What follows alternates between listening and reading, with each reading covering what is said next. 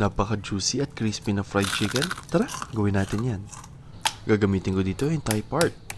Imamarinate ko to using 1 tablespoon of Italian seasoning na galing kay Hungry Weekend.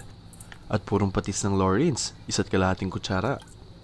Imamassage natin ito hanggang sa wala tayong makitang dry mixture. Ibababad lang natin ito for at least 30 minutes. Mag-prepare na din tayo ng 1/4 cup ng all-purpose flour at 1/4 cup ng cornstarch.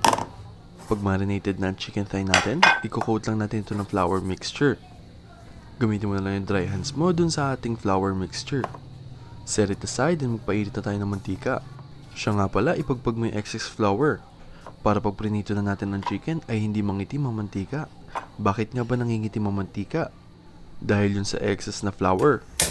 Mga naiiwan sa ilalim yun hanggang sa mangitim at masunog. Lulutuin naman natin to sa medium heat. Double fry lang din. Bakit nga ba double fry? Una natin ginagawa dito ay niluluto muna natin yung chicken.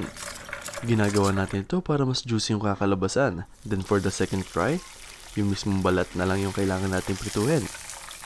Para mas crispy at mas masarap pag kinain. Ikaw, ano bang best part ng manok ang sayo? Nakatry ka na ba ng ganito? Tara, kain tayo.